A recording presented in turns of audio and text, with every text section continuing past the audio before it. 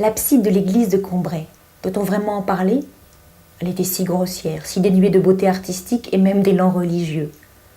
Du dehors, comme le croisement des rues sur lequel elle donnait était en contrebas, sa grossière muraille s'exhaussait d'un soubassement en moellon nullement poli, hérissé de cailloux, et qui n'avait rien de particulièrement ecclésiastique.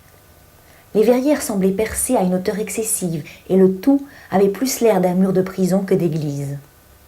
Et certes, plus tard, quand je me rappelais toutes les glorieuses absides que j'ai vues, il ne me serait jamais venu à la pensée de rapprocher d'elle l'abside de Combray. Seulement un jour, au détour d'une petite rue provinciale, j'aperçus en face du croisement de 3 ruelles une muraille fruste et surélevée, avec des verrières percées en haut et offrant le même aspect asymétrique que l'abside de Combray. Alors, je ne me suis pas demandé comme à Chartres ou à Reims avec quelle puissance y était exprimé le sentiment religieux, mais je me suis involontairement écrié « l'Église ». L'Église, familière, mitoyenne, rue Saint-Hilaire, où était sa porte d'or, de ses 2 voisines, la pharmacie de Monsieur Rapin et la maison de Madame Loiseau, qu'elle touchait sans aucune séparation. Simple citoyenne de Combray, qui aurait pu avoir son numéro dans la rue, si les rues de Combray avaient eu des numéros, et où il semble que le facteur aurait dû s'arrêter le matin quand il faisait sa distribution, avant d'entrer chez Madame Loiseau et en sortant de chez Monsieur Rapin. Il y avait pourtant entre elles, et tout ce qui n'était pas elle, une démarcation que mon esprit n'a jamais pu arriver à franchir. Madame Loiseau avait beau avoir à sa fenêtre des fuchsias, qui prenaient la mauvaise habitude de laisser leurs branches courir toujours partout tête baissée, et dont les fleurs n'avaient rien de plus pressé quand elles étaient assez grandes que d'aller rafraîchir leurs joues violettes et congestionnées contre la sombre façade de l'église, les fuchsias ne devenaient pas sacrés pour cela pour moi. Entre les fleurs et la pierre noircie sur laquelle elles s'appuyaient, si mes yeux n'apercevaient pas d'intervalle, mon esprit réservait un abîme.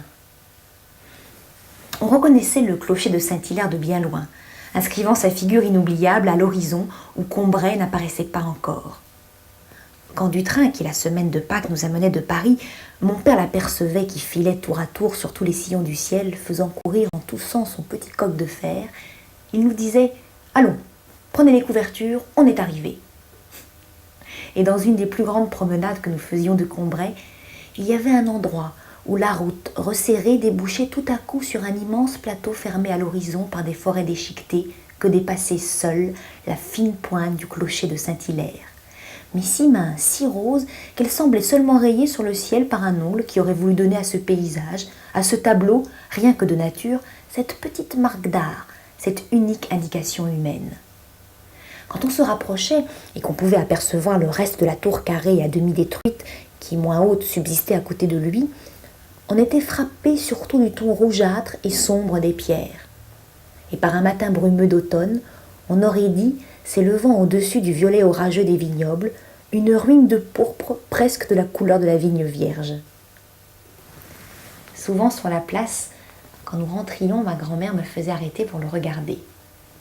Des fenêtres de sa tour, placées 2 par 2, les unes au-dessus des autres, avec cette juste et originale proportion dans les distances qui ne donne pas de la beauté et de la dignité qu'au visage humain, il lâchait, laissait tomber à intervalles réguliers des volées de corbeaux qui pendant un moment tournoyaient en criant, comme si les vieilles pierres qui les laissaient s'ébattre sans paraître les voir, devenues tout d'un coup inhabitables et dégageant un principe d'agitation infinie, les avaient frappés et repoussés. Puis, après avoir rayé en tous sens le velours violet de l'air du soir, brusquement calmé, il revenait, s'absorbait dans la tour, de néfastes redevenus propices. Quelques-uns posés çà et là, ne semblant pas bouger, mais happant peut-être quelque insecte, sur la pointe d'un clocheton, comme une mouette arrêtée avec l'immobilité d'un pêcheur à la crête d'une vague.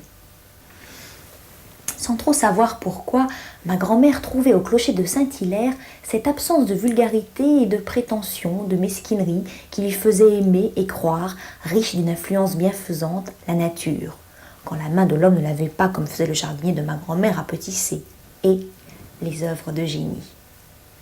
Et sans doute, toute partie de l'église qu'on apercevait la distinguait de tout autre édifice par une sorte de pensée qui lui était infuse. Mais c'était dans son clocher qu'elle semblait prendre conscience d'elle-même, affirmer qu'une existence individuelle est responsable. C'était lui qui parlait pour elle. Je crois surtout que, confusément, ma grand-mère trouvait au clocher de Combray ce qui pour elle avait le plus de prix au monde, l'air naturel et l'air distingué.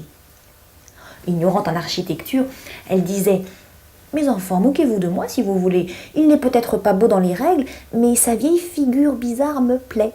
Je suis sûre que s'il jouait du piano, il ne jouerait pas sec. » Et en le regardant, en suivant des yeux la douce tension, l'inclinaison fervente de ces pentes de pierre qui se rapprochaient en s'élevant comme des mains jointes qui prient, elle s'unissait si bien à l'effusion de la flèche que son regard semblait s'élancer avec elle.